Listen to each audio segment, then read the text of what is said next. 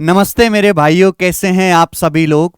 और मुझे पता है कि आपका एमटीएस का एग्जाम शुरू होने वाला है। एमटीएस 2024 का जीडी 2025 का नोटिफिकेशन आ गया है, तो बहुत सारे जो बच्चे सीरियस हैं एग्जाम को लेकर वो तैयारी में लग गए हैं। देखिए, एमटीएस और जीडी के एग्जाम का लेवल लगभग लगभग सेम है, पैटर्न भी सेम है, सिलेबस भी सेम है। एमटीएस में 20 क्वेश्चन आने, जीडी में भी 20 क्वेश्चन आने और अर्थमेटिक मैथ ही पूछा जाता है। हालांकि दोनों में मेंसुरेशन 2D मेंसुरेशन 3D आता है मेरे भाई। एमटीएस में भी मेंसुरेशन के खूब सवाल आते हैं, जीडी में भी मेंसुरेशन के खूब सवाल आते हैं। तो मैं आपको बहुत सारे सैंपल पेपर करवाऊंगा मेरे दोस्त, जो एमटीएस में भी आपकी हेल्प करेंगे, जीडी में भी आपकी हेल्प करेंगे। और ये आपका सैंपल पेपर 1 है, जिसमें आपको बेस्ट 20 क्वालिटी क्वेश्चंस कराऊंगा।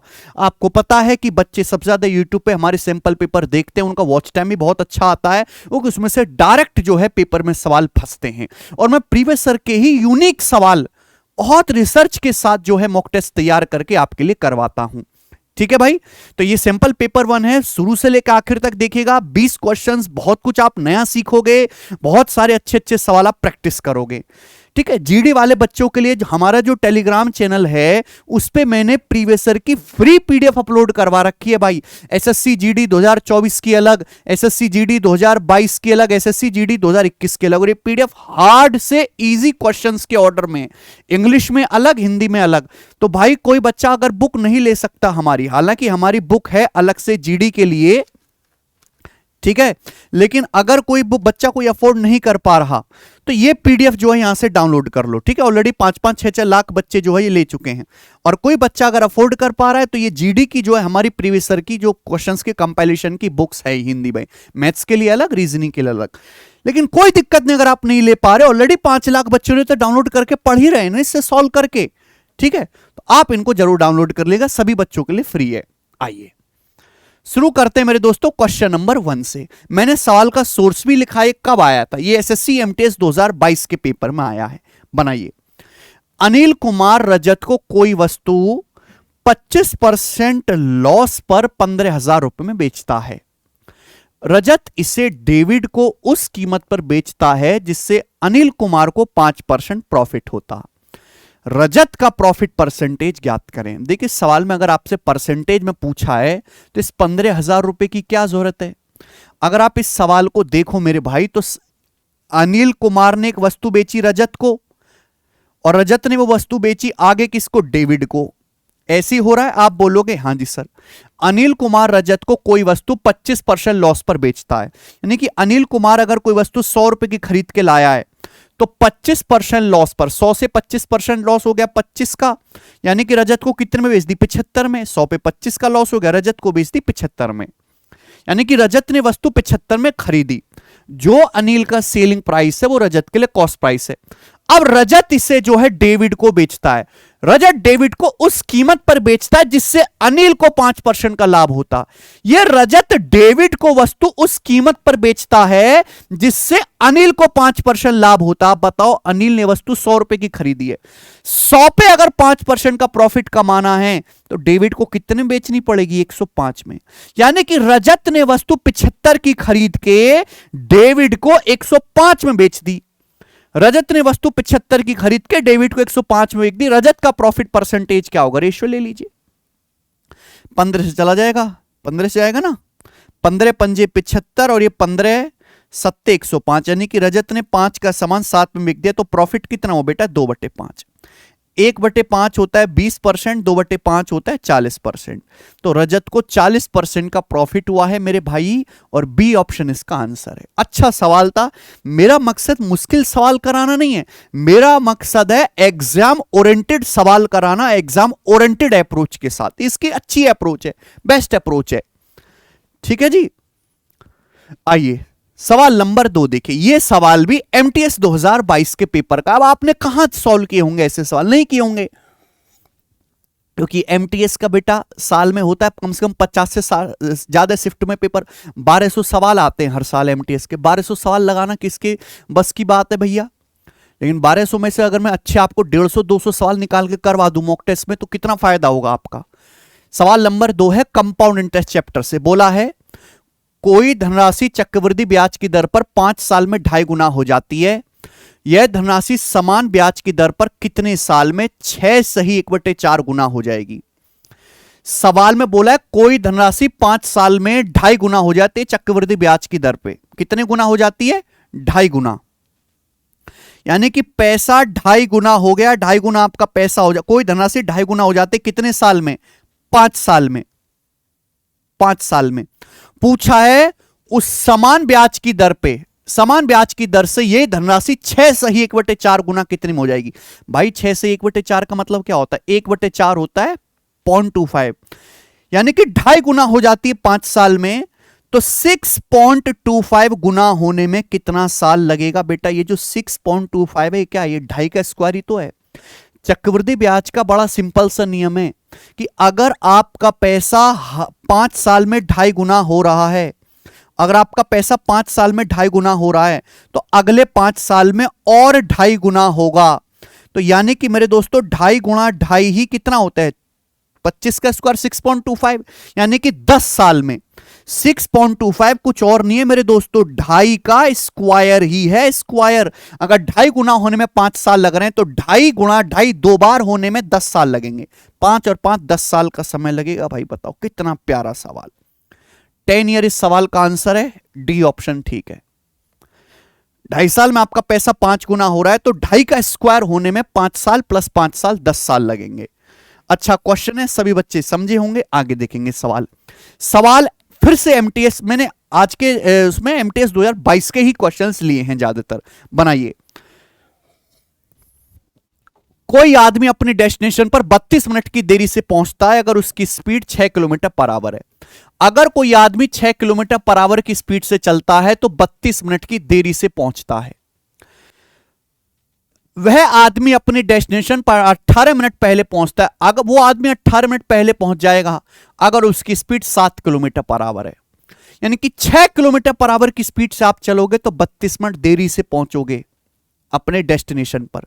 7 किलोमीटर पर आवर की स्पीड से चलोगे तो जिस समय में, जिस एक्चुअल टाइम में आपको पहुंचना चाहिए उससे आप 18 मिनट पहले ही पहुंच जाओगे। ठीक है जी। इनिशियल पॉइंट से उस डेस्टिनेशन पॉइंट की दूरी क्या है? यानी कि आप जहां से चलना शुरू करते हो डेस्टिनेशन तक, वहां तक की दूरी क्या है? तो बेटा ये सवाल है अर्ली लेट वाला। और ऐसे सवाल को आप रेशियो से भी कर सकते हो, इक्वेशन बना के भी कर सकते हो, पर बेस्ट है फॉर्मूला मेथड। ये सबसे फेमस सवाल है पूरे time speed and distance chapter का, सबसे फेमस सवाल है ये। और जब भी ऐसा क्वेश्चन आए मेरे दोस्तों कि भाई इस स्पीड से गया इतना लेट हुआ, इस स्पीड से गया इतना जल्दी पहुंचा, तो डिस्टेंस जो होगी S1 S2 upon S1 difference S2 into delta T. Delta T मतलब टाइम में डिफरेंस, डेल्टा टी मतलब टाइम में डिफरेंस। पहले क्या स्पीड थी? 6 किलोमीटर पर आवर। अब कितनी स्पीड है? 7 किलोमीटर पर आवर। यहां रखो, S1 की जगह 6 रखो, S2 की जगह 7 रखो। 6 गुणा 7, स्पीड का डिफरेंस क्या आएगा? 6 और 7 का डिफरेंस 1। डिफरेंस आपको लेना है मेरे भाई, ठीक है जी। डेल्टा टी टाइम में डिफरेंस। आप बताओ पहले 32 मिनट की देरी हो रही थी, एक्चुअल टाइम से 32 मिनट देरी हो रही थी, अब आप 18 मिनट जल्दी पहुंच रहे हो, तो टाइम में डिफरेंस कितना है? 32 में से 18 घटाइए, -18 घटाएंगे तो जुड़ जाएगा 50 मिनट। लेकिन आवर में कितना? अगर स्पीड किलोमीटर पर आवर में तो टाइम तो मिनट में नहीं ले सकते, टाइम भी आवर में लेना पड़ेगा, घंटे में। अब मिनट को अगर घंटे में बदलना है तो इसको 50 को 60 से डिवाइड करना पड़ेगा कि 1 घंटे में 60 मिनट होते हैं। तो 50 मिनट टाइम में अंतर है मेरे प्यारे भाई। इसको क्या लिखोगे? 5/6 आवर। स्पीड किलोमीटर प्रति घंटा में तो टाइम भी घंटे में लेना पड़ेगा, 6 से 6 कट गया, यानी कि 7 पंजे 35 किलोमीटर दूरी आ गई। प्रारंभिक बिंदु से जहां आप यात्रा करने जा रहे हो वहां तक की दूरी डी ऑप्शन 35 किलोमीटर है। अच्छा सवाल है, कॉन्सेप्ट ध्यान रखिएगा। और देखिए यही एमटीएस का लेवल है, कोई जो बहुत ज्यादा मुश्किल एमटीएस में आना नहीं है। देखिए ये सवाल जीडी 2024 के पेपर में है, एसएससी जीडी में। कौन करेगा दोस्त? एक मोबाइल पर प्रॉफिट कॉस्ट प्राइस का 250% है। एक मोबाइल पर जो प्रॉफिट है वो कॉस्ट प्राइस लागत मूल्य का 250% है। यदि लागत मूल्य 50% बढ़ जाता है, सेलिंग प्राइस वही रहता है, विक्रय मूल्य नहीं बदलते, तो नया प्रॉफिट परसेंटेज क्या है? देखिए ये है सीपी मेरे दोस्तों, ये है एसपी। सवाल में बोला है, क्या बोला है सवाल में मेरे बेटा, कि प्रॉफिट जो है वो कॉस्ट प्राइस का 250% है। यानी कि अगर कॉस्ट प्राइस 100 रुपए है ना, अगर क्रिय मूल्य 100 रुपए है ना भाई, तो 100 रुपए पे 250% यानी कि 250 प्रॉफिट हुआ। 100 का 250% 250 होता है, तो 100 रुपए पर 250 रुपए तो प्रॉफिट है, फायदा। तो बेचा कितने में होगा, 100 में 250 जोड़ेंगे, सेलिंग प्राइस आ जाएगा 350 रुपए, 350 रुपीज। अब बोला कॉस्ट प्राइस 50% बढ़ जाता, कॉस्ट प्राइस है 100, कॉस्ट प्राइस 50% बढ़ गया तो कॉस्ट प्राइस कितना हो गया, 150, 150 हो गया। सेलिंग प्राइस वही रहता है, सेलिंग प्राइस नहीं बढ़ा। सेलिंग प्राइस 350 था, पहले 350 में बेच रहे थे, तो अभी भी 350 में बेच रहे हो, विक्रय मूल्य समान रहता है। नया प्रॉफिट क्या होगा, तो नया प्रॉफिट क्या, 150 का सामान 350 में बेच रहे हो, प्रॉफिट क्या होगा, रेशियो ले लो। जब भी प्रॉफिट परसेंटेज निकालना है, सीपीएसपी का रेशियो ले लो। 50 से जाएगा 3 बार, 50 से जाएगा 7 बार, अल्टीमेटली 3 का सामान 7 में बिक गया। यानी कि प्रॉफिट हुआ मेरे दोस्तों 4 का, 4 रुपए का 3 पर, जो कि होता है 1 + 1/3। भाई 1 का मतलब क्या होता है, 1 का मतलब होता है 100% और 1/3 33.33%। 1 का मतलब 100%। और भाई 1/3 क्या होता है, 1/3 होता है 33.33%। तो 133.33% का आपको लाभ हुआ है। ठीक है, देखो इस लेवल का तो आपको पढ़ना पड़ेगा। आप सोचो कि हम कुछ ना पढ़ें, बात नहीं बनने वाली। ये बताइए बच्चे, सवाल एमटीएस 2022 के एग्जाम में आया है, एमटीएस में अच्छा सवाल है, कतई मुश्किल नहीं है। बोला 5 पुरुष 6 महिलाएं 6 दिन में 10,500 कमा सकते हैं।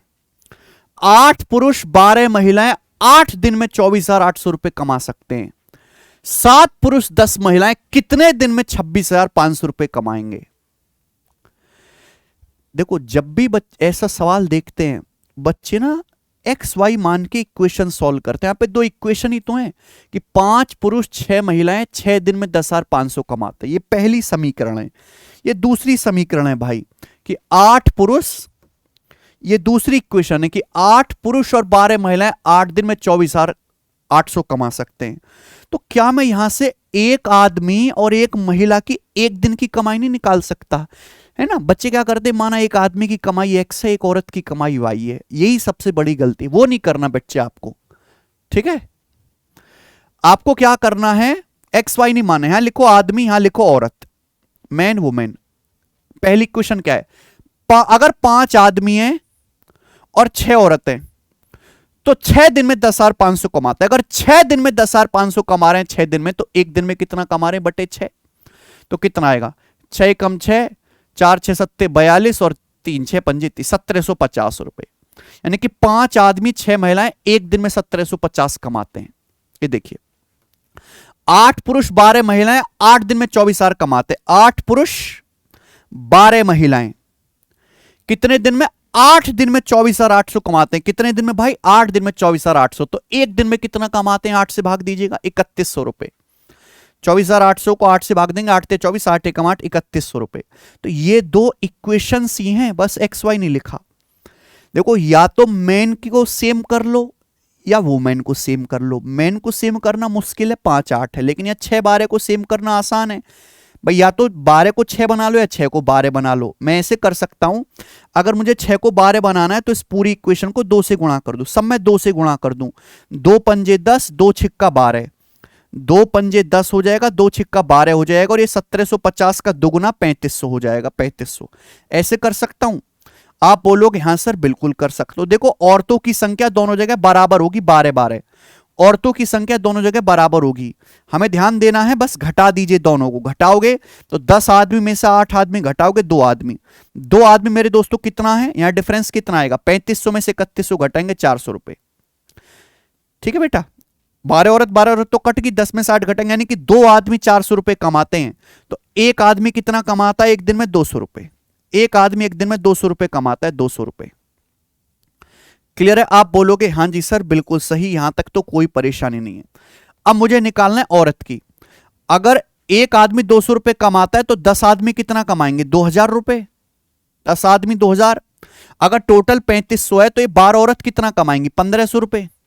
12 औरत कितना कमाएंगी? 1500 रुपए। ये बात आपको समझ में आ रही है? तभी तो 2000 प्लस 1500 3500 आएगा। यानी कि दो आदमी अगर 400 रुपए कमा रहे हैं तो एक आदमी 200 रुपए, 10 आदमी 2000 रुपए, टोटल 3500 होना चाहिए। तो बचे 1500 रुपए 12 औरत कमा रही है। अगर 12 औरत जो 1500 रुपए कमा रही है तो एक औरत कितना कमाएगी? 1500 को 12 से भाग देंगे, 12 कम 12 है भाई, और 12 दूनी 24 और 12 पंजे 60, 125 रुपए ये एक औरत की कमाई आ गई। बोला 7 पुरुष 10 महिलाएं 26,500 कितने दिन में कमाएंगे? 7 पुरुष और 10 महिलाएं एक दिन में कितना कमाते हैं? दोस्त जवाब दो भाई। एक आदमी कमाता है 200 रुपए, तो 7 आदमी कमाएंगे मेरे दोस्तों 1400। एक औरत कमाती है मेरे प्यारे भी 125 रुपए, तो 10 महिलाएं कमाएंगी 1250 रुपए, यानी कि आ गया 2650। 1400 और 1200 2650 रुपए। यानी कि 7 औरत और 10 महिलाएं एक दिन में 2650 कमाते हैं। 7 औरत और 10 महिलाएं मिलकर एक दिन में मेरे दोस्तों 2650 रुपए कमाते हैं एक दिन में। तो 26,500 रुपए कमाने में कितने दिन लगेंगे? डिवाइड करेंगे 10 दिन। अगर एक दिन में 2650 रुपए कमा रहे हैं तो 26,500 कमाने में 10 दिन लग जाएंगे। ये आंसर है। ठीक है जी। तो ये बड़ा सिंपल सवाल था, इसमें कोई बहुत ज्यादा मुश्किल नहीं थी। आ जाइए सवाल नंबर 6। कौन करेगा दोस्त? एमटीएस का। एमटीएस 2022 के पेपर में सवाल आया है। बोला यह कि 11 बजे वैष्णव ए से बी के लिए निकलता है। मेरे भाई ये देखिए, 11 बजे वैष्णव ए से बी के लिए जाता है और 2 बजे सुमन बी से ए के लिए प्रस्थान करता है। बीच की दूरी 516 किलोमीटर है। तो ये मान लीजिए कि ये जगह ए है और ये जगह बी है, और इन दोनों जगह के बीच की दूरी 416 किलोमीटर है। दोनों जगह ए और बी के बीच की दूरी 416 किलोमीटर है। तो यहां से वैष्णव निकलता है 11 बजे और 2 बजे निकलता है शुभम। वैष्णव की स्पीड 44 है। ये लाइन बढ़िया है। वैष्णव की स्पीड 44 किलोमीटर पर आवर है, सुमन की स्पीड 52 किलोमीटर पर आवर है। किस समय एक दूसरे से मिलेंगे? एक बार बताओ मेरे भाई। वैष्णव ने 11 बजे चलना शुरू किया, सुमन ने 2 बजे चलना शुरू है। तो 11 बजे से 2 बजे तक कितना होता है? 3 घंटा है भाई। क्लियर है? 11 बजे से 2 बजे तक कितना होता है मेरे प्यारे भाई? 3 घंटा। यानी कि 3 घंटे वैष्णव अकेले चला है। 3 घंटे। बोलो, वैष्णव जा रहा है ए से बी की ओर। सुमन ने 2 बजे चलना शुरू किया, वैष्णव ने 11 बजे। तो 11 बजे से 2 बजे तक वैष्णव 3 घंटे अकेले चला। अच्छा, 3 घंटे में वैष्णव कितना जाएगा? वैष्णव की स्पीड है 44।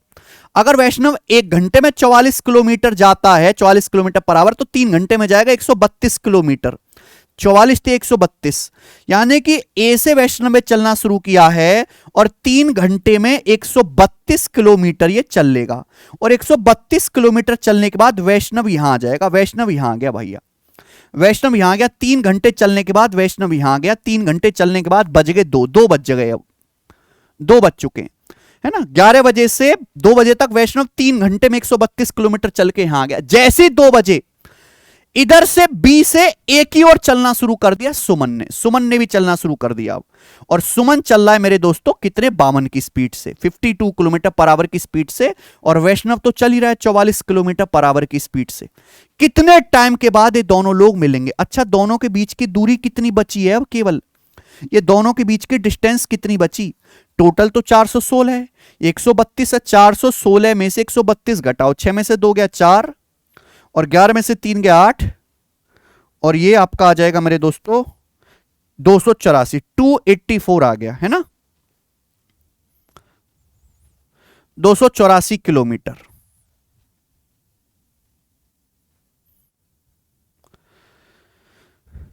ठीक है यहां तक।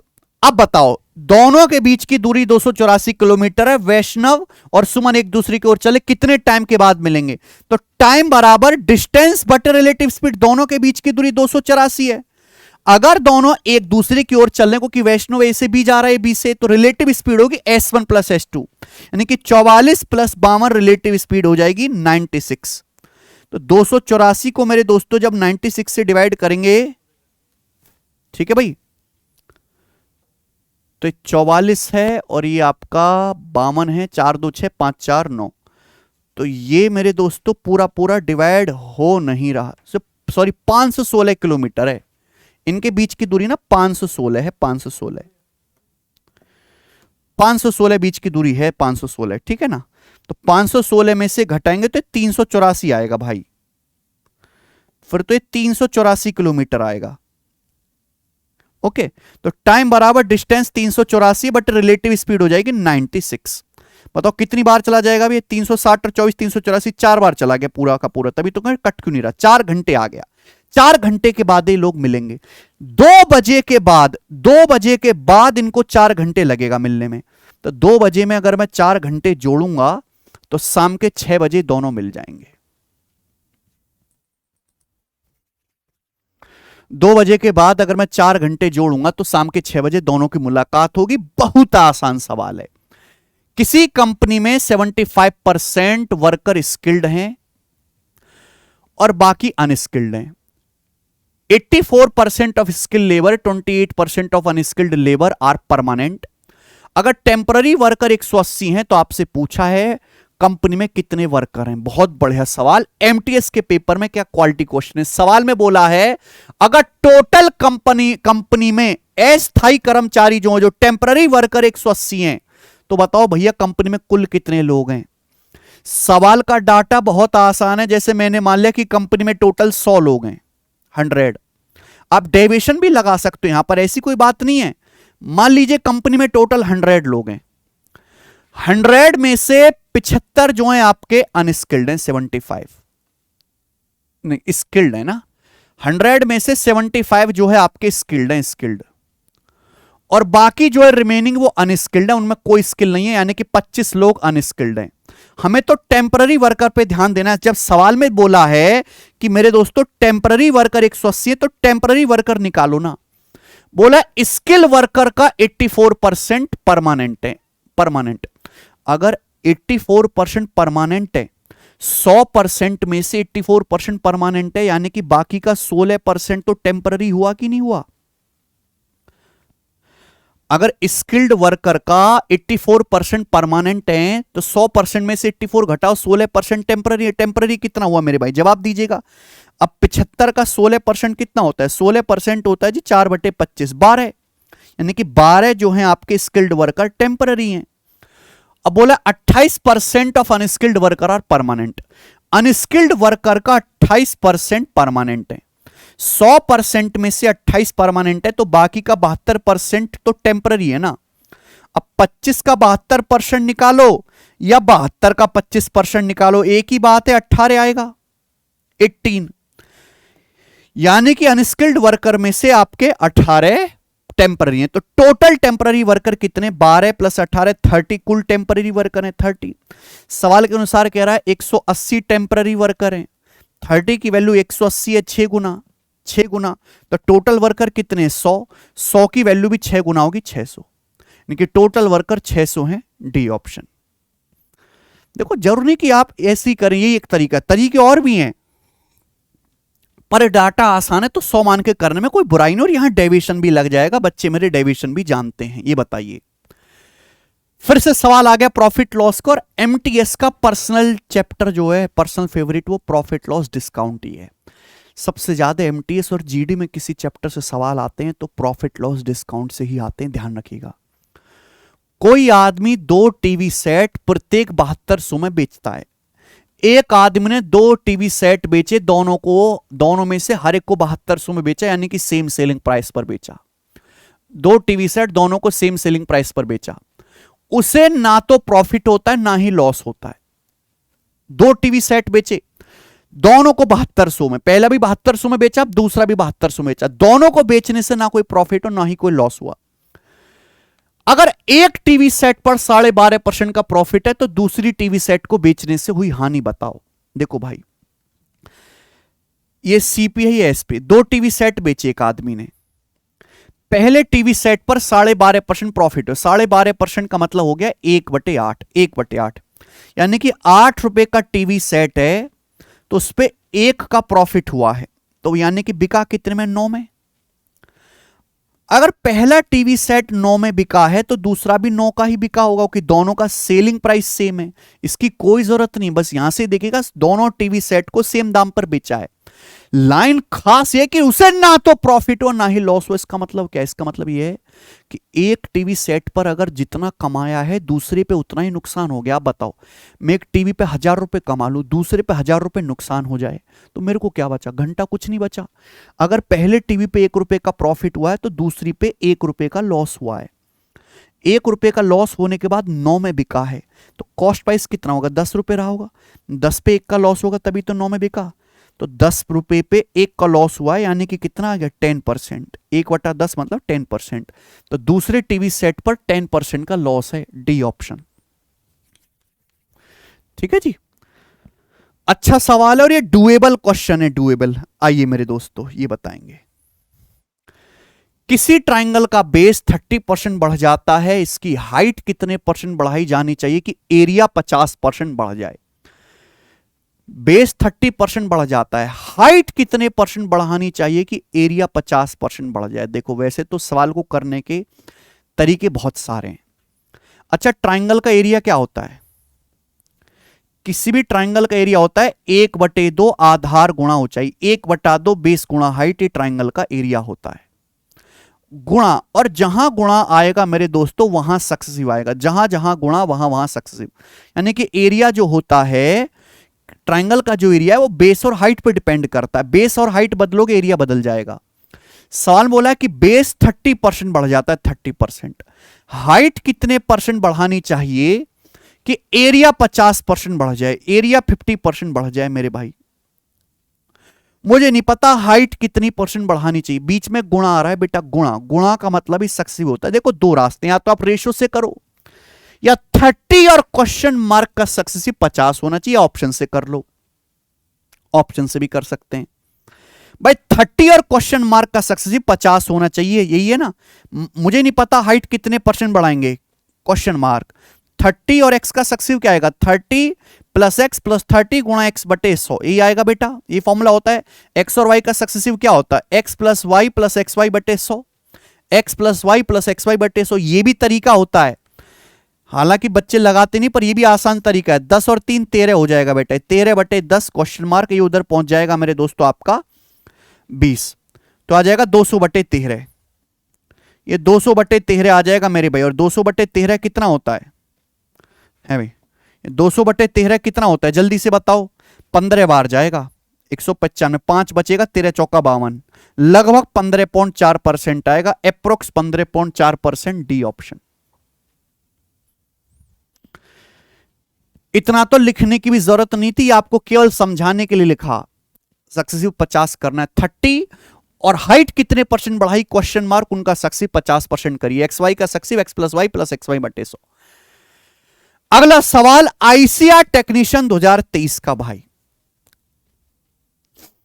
देखो एक सवाल मैंने अच्छा लिया है।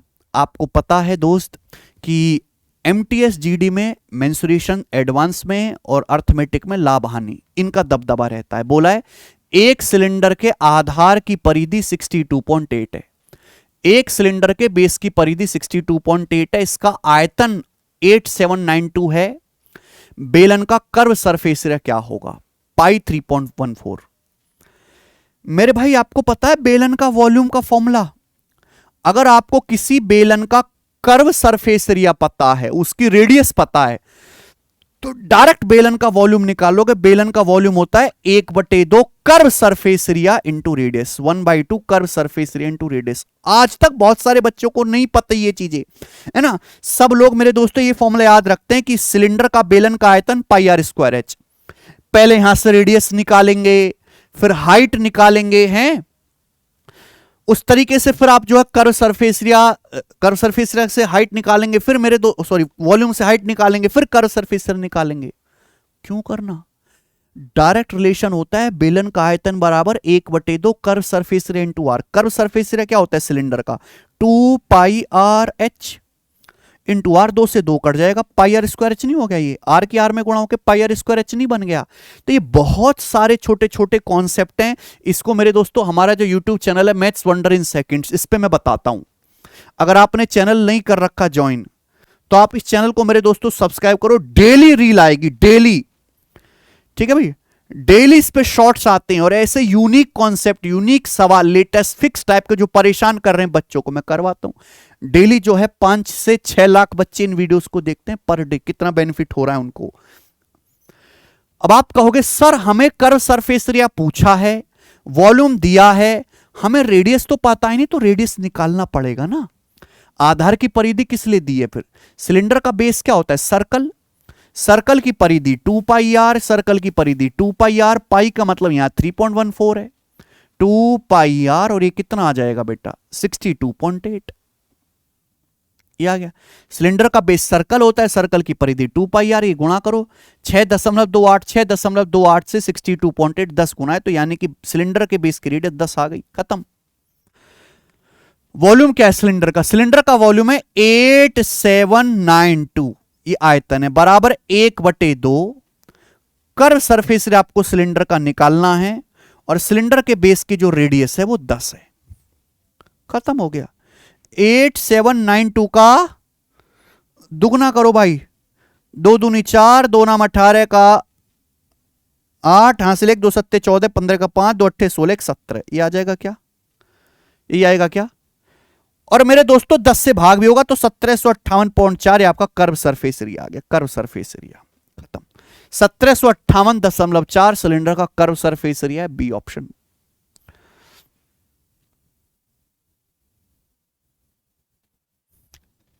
कितनी जल्दी आप कर पाए, लेकिन जल्दी तो तभी कर पाओगे ना जब आपको ऐसे छोटे छोटे कॉन्सेप्ट पता होंगे, ठीक है। और ये सारे ही कॉन्सेप्ट हमने इस बुक में लिख दिए आपकी हेल्प के लिए, कि आपको परेशान ना होना पड़े फॉर्मूला सीखने के लिए, है ना। एक जगह आपको सारे कॉन्सेप्ट मिलें। आइए मैथ्स कॉन्सेप्ट किंग में, एक्स और वाई किसी काम को 16 दिन और 24 दिन में पूरा कर सकते हैं। अगला सवाल चलिए टाइम एंड वर्क का आया, इजी लेते हैं। एक्स किसी काम को 16 दिन में कर सकता है, वाई 24 दिन में कर सकता है। वे एक साथ 4 दिन तक काम करते हैं, दोनों साथ में 4 दिन तक काम करते हैं, और जेड बचे काम को 10.5 दिन में पूरा करता है। जेड बचा कुचा काम 10.5 दिन में पूरा करता है। वाई और जेड उस काम का 7/8 कितने दिन में करेंगे?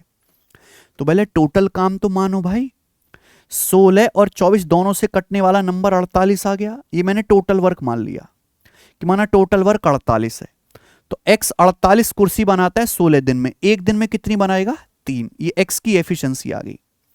y 48 कुर्सी बनाता है 24 दिन में, एक दिन में कितनी बनाएगा? 2। ये y की एफिशिएंसी आ गई।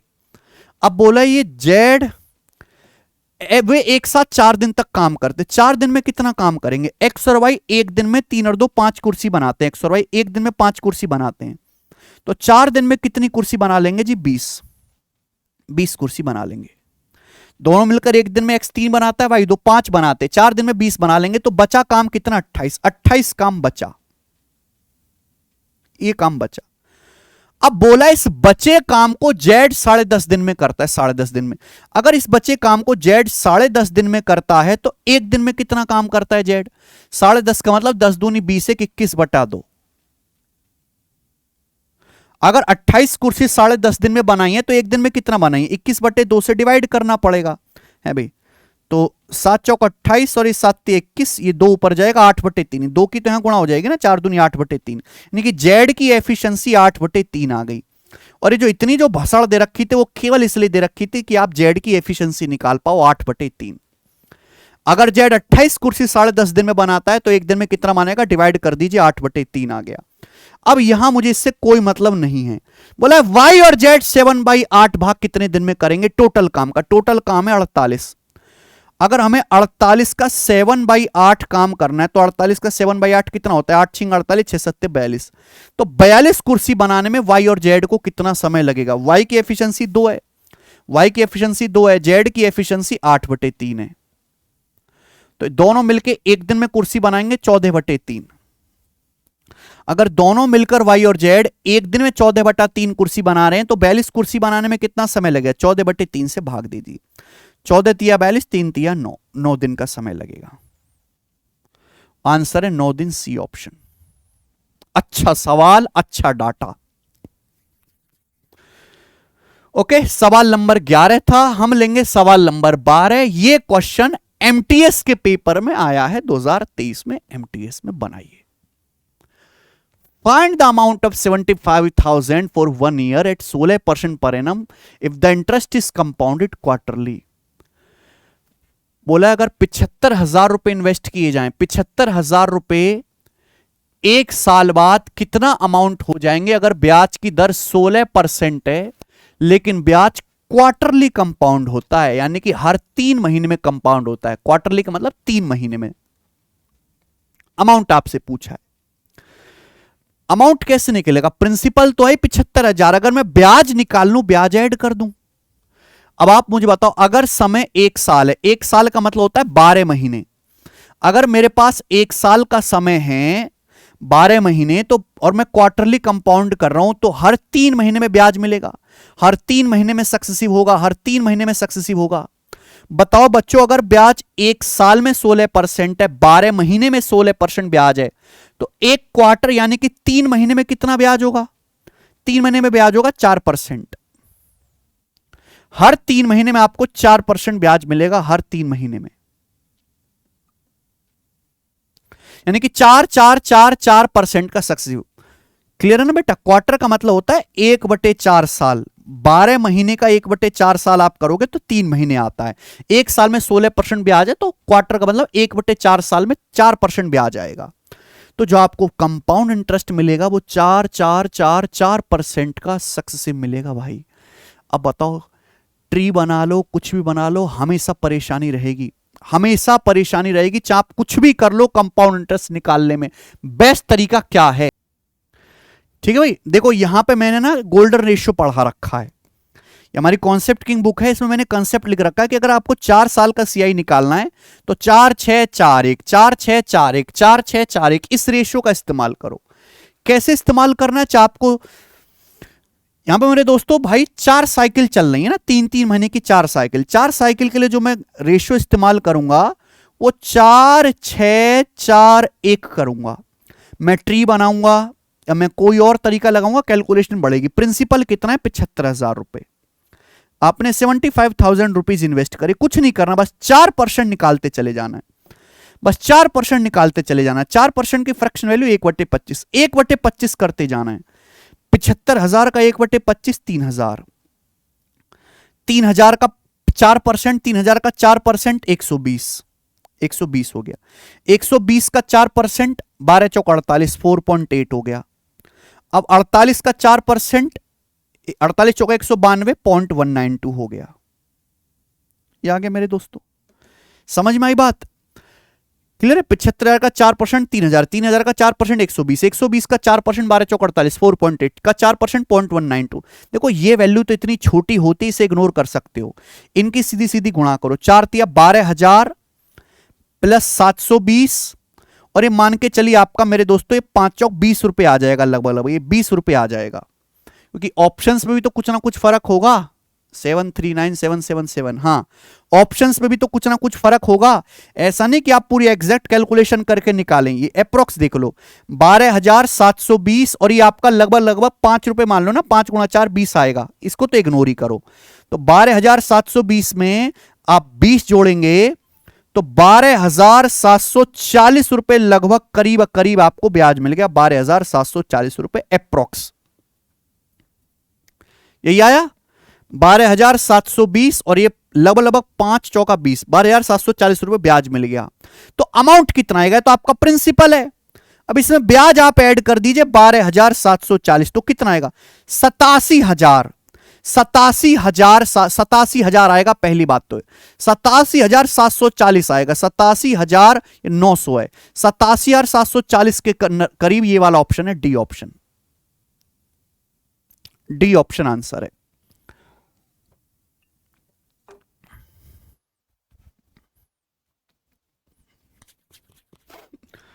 देख लीजिए आप, 87,740 के नजदीक एक ही आंसर है, डी, और यही मेरा ठीक ठीक होगा भाई। और ये बेस्ट तरीका है ऐसे सवालों को करने का। और ये जो ऑप्शन दे रखे ये भी कोई एग्जैक्ट नहीं है कि आप यहां यूनिट डिजिट लगा लो कि सर डिजिटल सम लगा लो, नहीं, ये आंसर भी अप्रोक्स दिए।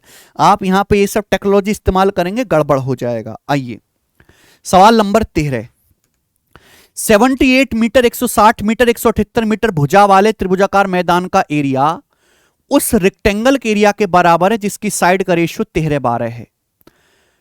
तो आपसे पूछा है छोटी साइड की लंबाई बताओ, गार्डन की छोटी साइड की लंबाई बताओ। आप एक बात बताएं भैया, एक रेक्टेंगल है, आयत, एक आयत है जिसकी भुजाओं का रेशियो 13/12 है, भुजाओं का रेशियो 13/12 है, रेशियो है, रेशियो हटाएंगे तो एक वेरिएबल आ जाएगा, यानी कि 13x है तो ये 12x है, ये आयत की भुजाएं। अब बोला इस आयत का एरिया ऐसे ट्राइंगल के बराबर है, ऐसे ट्राइंगल के बराबर है जिसकी साइड 78, 160, 178 मीटर है। इस आयत का एरिया उस त्रिभुजाकार मैदान के एरिया के बराबर है जिसकी साइड 78, 168, 178 मीटर है। बताओ इस ट्राइंगल का एरिया कैसे निकालेगा? बेसिकली मुझे एरिया बराबर करना है, त्रिभुज की तीनों भुजाएं दी हैं तो हीरोन्स फॉर्मूला लगाएंगे, लेकिन ये इतना बड़ा साइड है कि हीरोन्स फॉर्मूला लगाने में नानी याद आ जाएगी। ज्यादातर जो एग्जामिनर करता है वो चीजों को सिंपल करता है। आप देखो किसी से कट रहा है तो काट लो, 2 से काट लीजिए, 78 जाएगा, 2 से काटेंगे 78 जाएगा 39 बार, 160 जाएगा 80 बार, 178 जाएगा 89 बार।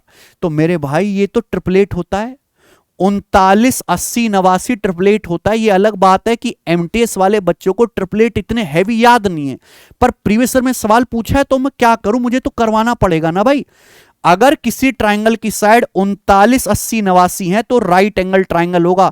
बस यहां क्या कर दिया, डबल कर दिया है, ये 78 है, ये 160 है, सबसे बड़ी साइड जो है 178 है, तो ये राइट एंगल ट्राइंगल है भाई, समकोण त्रिभुज है। ट्रिपलेट को किसी नंबर से गुणा करोगे, 2 से गुणा भी करोगे तो भी राइट एंगल ही रहेगा। और राइट एंगल ट्राइंगल यानी कि समकोण त्रिभुज का जो एरिया होता है समकोण त्रिभुज का, वो होता है 1/2 90 डिग्री बनाने वाली साइड की गुणा। ये 90 डिग्री बनाने वाली भुजाएं, क्योंकि ये तो हाइपोटेनस होगा कर्ण, 1/2 78 गुणा 160, ये राइट एंगल ट्राइंगल का एरिया होगा मेरे भाई। और ये आयत के ये आयताकार जो है उद्यान के बराबर है, रेक्टेंगुलर गार्डन के एरिया के बराबर है। आयत के एरिया क्या होता है, लंबाई गुणा चौड़ाई, यानी कि 13x गुणा 12x होगा। आप बोलोगे सर ये तो आपने बड़ा बढ़िया बताया, 13 छिंग 78 मेरे भाई, ओके। और ये आप देखिए कि 12 है, 16 छिकम 96 हो गया ना, तो 12 से 16 छिकम 96 80 बार कट जाएगा, 2 से 80 40 बार कट जाएगा, यानी x स्क्वायर 40 आ गया। अगर x स्क्वायर 40 आ गया तो रूट लेने पर क्या आएगा, 40 मतलब 4 2 40, 2 रूट 10, तो x का मान 2 रूट 10 है भाई। This is the value of x, ये x की वैल्यू है।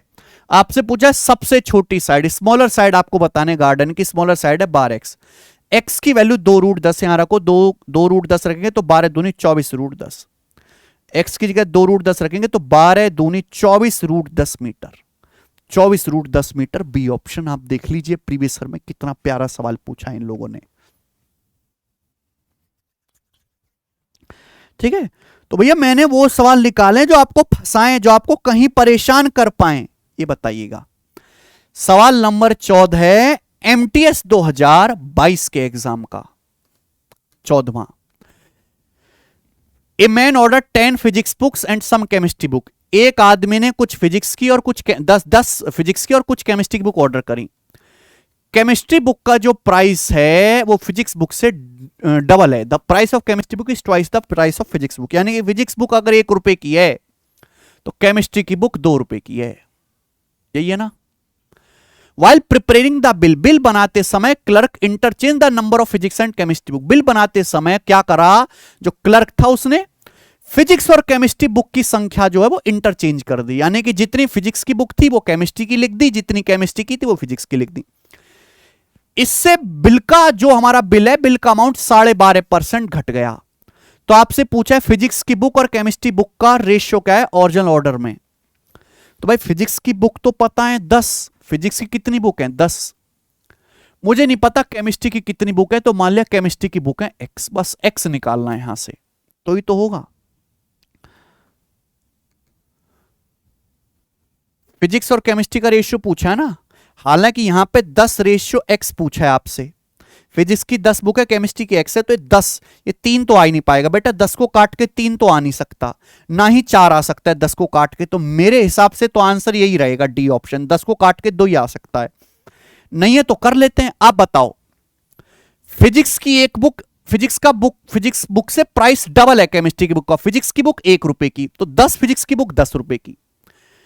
केमिस्ट्री की बुक 2 रुपए की, केमिस्ट्री की एक्स बुक, तो मेरे दोस्तों एक्स बुक कितने की हो जाएंगी? 2x की। ओरिजिनल बिल होना चाहिए था, ये होना चाहिए था ओरिजिनल बिल। लेकिन किया क्या किया क्लर्क भाई साहब ने कि फिजिक्स की तो लिख दी एक्स बुक और केमिस्ट्री की लिख दी 10 बुक। अब फिजिक्स की एक बुक 1 रुपए की और केमिस्ट्री की एक बुक 2 रुपए की, यानी कि जो नया बिल बना दिया वो ये बना दी, ये नया बिल आपका बन गया, नया बिल। समझ में आया? और सवाल बोला कि जो नया बिल है वो 12.5% घट गया। 12.5% होता है जी 1/8, 1/8 नया बिल कम हो गया। यानी कि अगर ओरिजिनल बिल 8 रुपए का था, अगर ओरिजिनल बिल 8 रुपए का था तो अब बिल आया 7 रुपए का। अगर ओरिजिनल बिल 8 का था तो अब बिल आया 7 रुपए का। क्रॉस मल्टीप्लाई, बस क्रॉस मल्टीप्लाई तो करना और तो कुछ है ही नहीं। 70 और ये आ जाएगा 160, डिफरेंस 90 है। कितना? 7 दूनी 14x और 8x 6x आ गया। तो x आ गया जी 90/6, 15x का मान 15 आ गया। देखो हो गया कि नहीं हो गया? बिल्कुल सही किया भाई मैंने ना। 14x और 8x 6x और ये आपका 90 आएगा। यानी कि x की वैल्यू यहां पे जो है 15 आई है। केमिस्ट्री की बुक 15 ऑर्डर करी है। फिजिक्स केमिस्ट्री की बुक का रेशियो 5 दूनी 10, 5 तिया 15, 2 3 होगा। और मैंने सवाल को बिना सॉल्व करे ही आपको बता दिया कि देखिए बुक की संख्या कभी डेसिमल में तो होगी नहीं। आप भी हमारी बुक ऑर्डर करते हो जब, तो 2 बुक मंगाओगे, 1 मंगाओगे, 4 मंगाओगे, 3.5 तो मंगाओगे नहीं। तो ये x भी इंटीजर में होगा, पूर्णांक में होगा। केमिस्ट्री की बुक भी जब मैं रेशियो लूंगा तो 10 को काट के 3 कैसे आ सकता है? 2 ऑप्शन हट गए। 10 को काट के 4 कैसे आ सकता है? हाँ 10 को काट के 2 जरूर आ सकता है 5 बार, इसलिए ये ऑप्शन ही ठीक होगा। ऐसे भी सोचने की अपनी क्षमता बढ़ाओ। सवाल नंबर 15, ये भी एमटीएस के पेपर का है 2022 में। 108 लोगों का ग्रुप है, मेल फीमेल का रेशियो 5:4 है। 108 लोगों का ग्रुप है जिसमें पुरुषों और महिलाओं की संख्या का रेशियो 5:4 है। 108 लोगों के ग्रुप में मेल फीमेल का रेशियो 5:4 है। पुरुषों की एवरेज हाइट 158.7 है, महिलाओं की x है।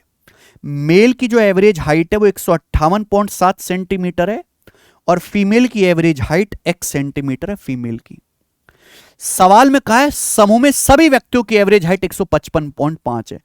पूरे ग्रुप की जो एवरेज हाइट है वो 155.5 सेंटीमीटर है पूरे ग्रुप की, यानी कि मेल प्लस फीमेल मिलाकर एवरेज हाइट 155.5 है। एक्स का मान ज्ञात करें। सवाल एलिगेशन से भी हो जाएगा, मैं मना नहीं कर रहा। एलिगेशन लगाओगे, ये सवाल एलिगेशन का है। मेल फीमेल की संख्या का रेशियो दे रखा है कि भाई मेल और फीमेल की संख्या का जो रेशियो 5:4 है। मेल की एवरेज हाइट 158.7 सेंटीमीटर है, पुरुषों की x है और पूरे ग्रुप की मेल फीमेल की 155.7 है। फीमेल की क्या होगी? x का मान मेरे दोस्तों।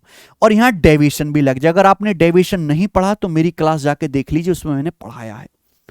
अगर पूरे ग्रुप की एवरेज हाइट 155.5 है पूरे ग्रुप की, तो आदमियों की भी 155.5 होनी चाहिए और महिलाओं के भी एवरेज हाइट 155.5 ही होनी चाहिए। 155.5 तभी आएगा जब दोनों की 155.5 हो। हम 155.5 से कंपेयर करेंगे, लेकिन आदमियों की एवरेज हाइट 158.7 है।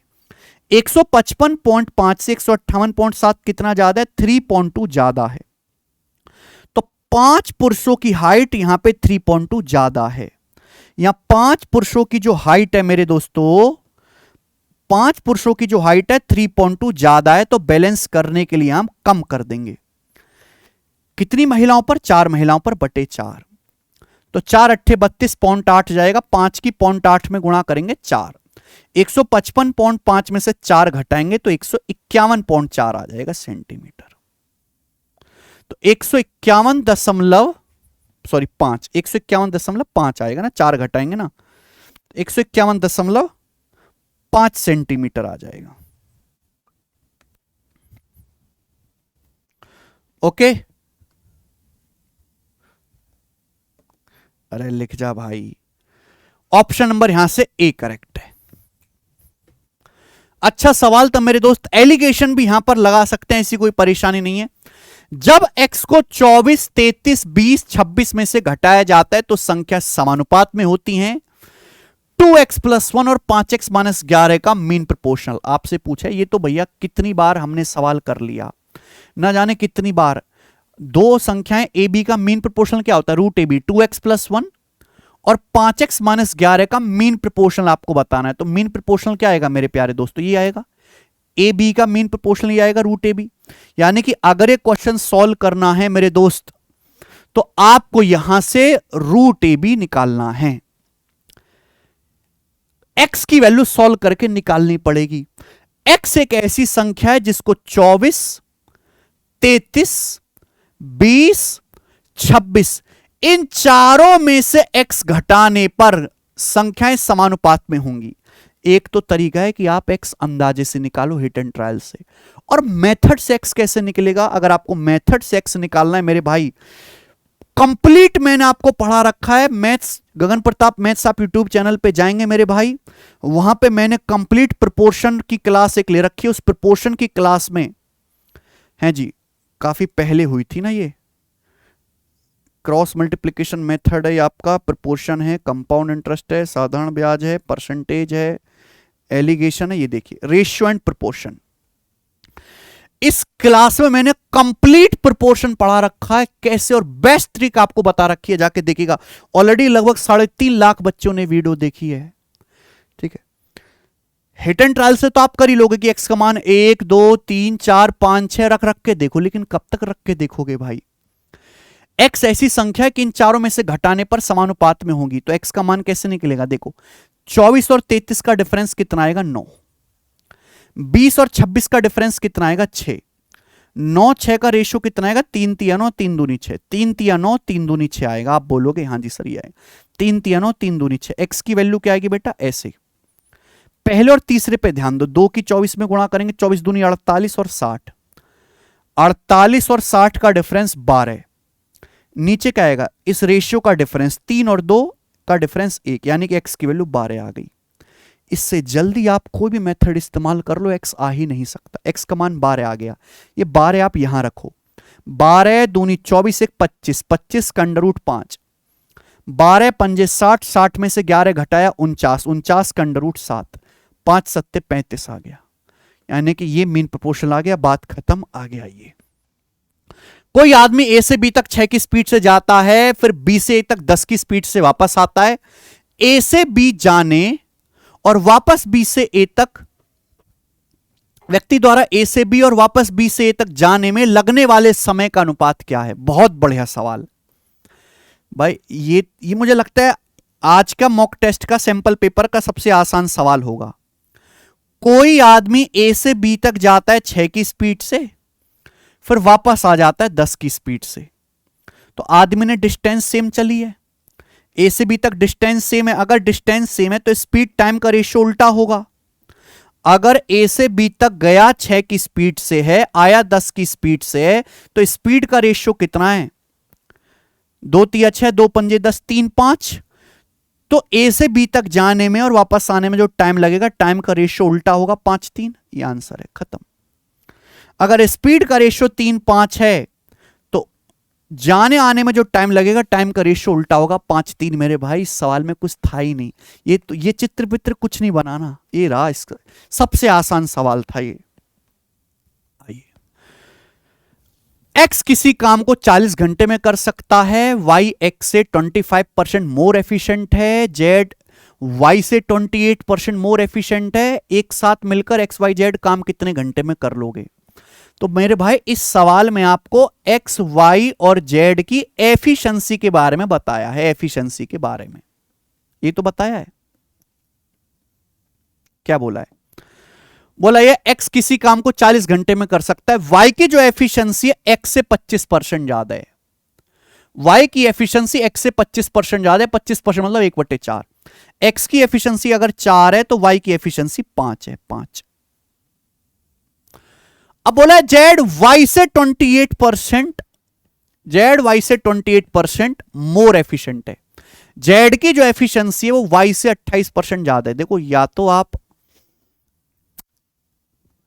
अलग रेशियो बनाओ या इसी में कर लो, इसी में कर लेते हैं ना। जेड की जो एफिशिएंसी है वाई से 28% ज्यादा है, वाई से। अब बताओ 5 का 28% कितना होता है, 28 पंजे 140, 140%, 140/100 1.4। 5 का 28% क्या होता है 1.4, तो 5 से 1.4 ज्यादा कितना आ जाएगा 6.4। अगर मैं 5 से 1.4 ज्यादा करूंगा तो 6.4 आ जाएगा 6.4, यानी कि मैं कह सकता हूं कि जेड की जो एफिशिएंसी है वो 6.4 है, 6.4 है। ये एक्स वाई जेड तीनों की एफिशिएंसी आ गई। अब सवाल में बोला है कि भाई एक्स जो है उस काम को 40 घंटे में कर सकता है, एक्स जो है 40 घंटे में काम कर सकता है, तो भाई एक्स जो है 1 घंटे में कितना काम करता है 4, एक्स 1 घंटे में 4 काम करता है, तो 40 घंटे में कितना काम करेगा भाई मल्टीप्लाई बाई 40 से आपका टोटल वर्क आ गया। टोटल वर्क एक्स 1 घंटे में 4 कुर्सी बनाता है, 40 घंटे में कितना बनाएगा 40 से गुणा, टोटल वर्क आ गया। अगर ये टोटल वर्क आ गया भाई तो मुझे बताओ तीनों मिलकर काम कितने घंटे में करेंगे। अगर तीनों मिलकर काम करते हैं एक्स वाई जेड तो तीनों की एफिशिएंसी क्या होगी 4 + 5 9 और 6 15.4। तीनों की जो एफिशिएंसी है x plus y plus z की, x plus y plus z की वो 15.4 है। तो तीनों मिलकर करेंगे भाई 15.4 एफिशिएंसी के साथ काम इतने घंटे में। टोटल को 15.4 से डिवाइड करो, दशमलव से जाएगा 0 और ये मेरे दोस्तों कटेगा भी, ये तो 2 से कट जाएगा ऊपर नीचे, 1600 का आधा 800 और 154 का आधा 77, आगे नहीं कटेगा, ये 800/77 घंटे आ गया। यानी कि तीनों मिलकर काम करेंगे 800/77 घंटे में, ए ऑप्शन। देख लीजिए, अच्छा सवाल है ये, सवाल नंबर 18 था। अब आप मुझे बताओ सवाल नंबर 19 जो कि है बोर्ड मास का। बोर्ड मास का एक क्वेश्चन है, what is the simplified value, इसकी सिंप्लीफाइड वैल्यू क्या है। आपको पता है कि बोर्ड मास के सवाल लगातार आ रहे हैं। पहले हम क्या करते हैं, पहले हम ब्रैकेट सॉल्व करते हैं। बताओ ये कितना आएगा जल्दी से, 5 से 5 2/32 आएगा, 1/16, 1/16 आ गया, ये 2 से 32 16 बार कट जाएगा। अब एक सही 1/16 में से अगर मैं 1/16 घटा दूं तो 1 बचेगा, 1। ये देखो 5 से 5 घट गया, 2 से 32 16 बार, 1/16 आ गया। एक सही 1/16 में से अगर मैं 1/16 घटाऊंगा तो 1 ही बचेगा, 1 आ गया। अब ये पहले ऑफ सॉल्व होगा, ऑफ 7 7 49, ये आ गया बेटा 21/50। अब 1/3 को 21/50 से डिवाइड करेंगे तो उल्टा हो जाएगा जी 50/21, यानी कि आ जाएगा 50/63। ये 50/63 आ गया और ये प्लस का 2। अब ये ब्रैकेट सॉल्व होगा, 19 चौका 76/63, ये आ जाएगा 76 माइनस का 76/63। कुछ बचा क्या, ये देखिए 50 और 76 कितना आ जाएगा 126, 126/63 कितना आ जाएगा 2, माइनस का 2 आ जाएगा, -2 से प्लस का 2 कैंसिल आउट हो लिया तो बचा क्या 1 बचा।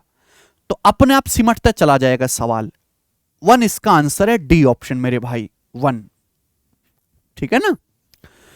तो बोर्ड मास के सवाल से तो घबराना होता ही नहीं है, बस आप करना शुरू करो, जल्दी जल्दी निपट जाएंगे भाई। और कंफर्म है एमटीएस के पेपर में तो आना ही आना है। अब लास्ट सवाल है मेरे दोस्तों यहां पर आपका का ये सवाल, ये है डीआई का। बताओ दिख रहा है, स्टडी करो इस और आंसर दो। The number of people in company working in various field, total number of people working 2800। इस पाई चार्ट में बताया गया है, ये पाई चार्ट है, इस पाई चार्ट में बताया गया कि बहुत सारे जो हैं क्या हैं, ये फील्ड है, सर्विस है, आईटी है, सेल्स है, एचआर है, डिजाइन है, और जो टोटल नंबर ऑफ वर्किंग है इस कंपनी में वो 2800 है। फिर ये टेबल क्या बता रही है, इस टेबल में बताया गया कि इन सभी फील्ड में परसेंटेज ऑफ फीमेल, महिलाओं का परसेंटेज क्या है, कि भाई आईटी में 45% महिलाएं, सेल्स में 40% है, एचआर में 75% है, डिजाइन में 60% है, इस तरीके से बताया गया। तो आपसे पूछा सेल्स और आईटी में पुरुषों की संख्या क्या है, सेल्स और आईटी में पुरुष कितने हैं, सेल्स और आईटी में आप बताओ। ये रहा सेल्स और ये रहा आईटी, लेकिन सेल्स और आईटी में फीमेल अलग अलग है ना। सेल्स में फीमेल कितनी है 40% और आईटी में फीमेल है 45%। फीमेल का परसेंटेज आपको बताना है। सेल्स और आईटी में पुरुष कितने हैं, बढ़िया सवाल। अब आप बताओ, इस पाई चार्ट में बताएगा कि किस किस डिपार्टमेंट में कितने कितने लोग काम करते हैं, लेकिन ये बताया डिग्री में। आप पता है पूरा जो होता है ना सर्कल वो 100% होता है, और जो पूरा जो डिग्री होता है वो 360 डिग्री होता है, यानी कि 3.6 डिग्री जो है वो 1% के बराबर है। ध्यान रखिएगा 1% के बराबर। तो 108 डिग्री जो वो 30% के बराबर है, 30%। यानी कि टोटल इंप्लॉय का 30% आईटी सेक्टर में है। और सेल्स कितना है? अगर 3.61% के बराबर है तो 36 दूनी 72, यानी कि सेल्स में 20% लोग काम करते हैं। 20%, 20% लोग सेल्स में काम करते हैं, 20%। अगर 3.61% के बराबर है तो 3.6 का 30 गुना है, 36 से 108, 30% के बराबर। सेल्स में कितने लोग काम करते हैं? 20%। देखो या तो आप ऐसे कर लो कि भाई यहां पे हम आईटी का अलग निकाल लेते हैं और मैं सेल्स का अलग निकाल लेता हूं, आईटी अलग सेल्स अलग। आईटी में कितने लोग काम करते हैं? 30%। और 30% में से 45% फीमेल हैं। 30 में से 45% फीमेल हैं, तो बाकी का 55% तो मेल है ना। मैं एग्जैक्ट भी कर सकता था। सेल्स में कितने लोग काम करते? सेल्स में काम करते 20%, और उन 20% में 40% आपकी फीमेल है, तो यानी कि बाकी का 60% तो मेल है ना। तो मुझे पता लगाना है कि इन दोनों सेक्टर में कुल मिलाकर कितने परसेंट मेल हैं, ये बताइए। 30 का 55% आएगा 16.5, 20% का 60% आएगा 12, यानी कि आ जाएगा 28.5%। 28.5% आ गया। तो भैया मैंने ना एग्जैक्ट नहीं कहा कि मैं 28, पहले 2800 का मैं 2800 में से निकालता कि आईटी में कितने काम कर रहे हैं, सेल्स में कितने काम कर रहे हैं, फिर मैं उसमें से मेल निकालता अलग अलग, फिर दोनों को जोड़ता। मैंने सीधा परसेंटेज निकाला कि आईटी और सेल्स में मिलाकर कितने परसेंट मेल काम कर रहे हैं। 28.5% आ गया। आईटी में 30% लोग हैं जिसमें से 45% फीमेल है, तो बाकी की 55% मेल है। सेल्स में 20% टोटल लोग हैं जिसमें से 40% फीमेल है, बाकी का 60% मेल है। टोटल 28.5% आ गया। 2800 का 28.5% आपको निकालना है। परसेंटेज से 20 खत्म। तो 28 गुणा 28 784, और 28 का आधा 14, यानी कि कितना आ जाएगा? ये 798 आ जाएगा। 798, और ये आंसर है। और ये वाकई में अच्छा सवाल है भाई, 798 बी ऑप्शन। ठीक है। जरूरी नहीं मेरे प्यारे दोस्त कि यही एक तरीका, आप एग्जैक्ट भी कैलकुलेशन कर सकते, पर मुझे सुटेबल लगा। देखो ये वाली चीज ना, ये चीज दिमाग में आप कर सकते हो दोस्त, लिखने की जरूरत है ही नहीं। अच्छा क्वेश्चन था, और ये आपका कंप्लीट सैंपल पेपर है जो मैंने आपको बताया। आपको कैसा लगा, इसमें सवालों का लेवल कैसा लगा, आपने कौन कौन सी नई बातें सीखी, वो मुझे कमेंट्स में जरूर बताएं। आप चाहते हो कि मैं और भी सैंपल पेपर सॉल्व कराऊं, डेली सॉल्व कराऊं, तो उसके लिए आपको इस वीडियो को बहुत ज्यादा शेयर करना पड़ेगा, लाइक करना पड़ेगा। लाइक करिए मेरे दोस्तों। बहुत सारे बच्चे इस खुन्नस में रहते हैं कि हम लाइक कर देंगे, शेयर कर देंगे तो कंपटीशन बढ़ जाएगा। अरे भाई, इसका मतलब आपने आपको दूसरे से कमतर मान रहे हो, वो मत करो। ठीक है, इसमें कतई कंजूसी मत करो। शेयर करेंगे वीडियो को मेरे भाई, और दूसरे सैंपल पेपर के लिए इंतजार करें। बहुत बहुत धन्यवाद वीडियो देखने के लिए। Bye bye.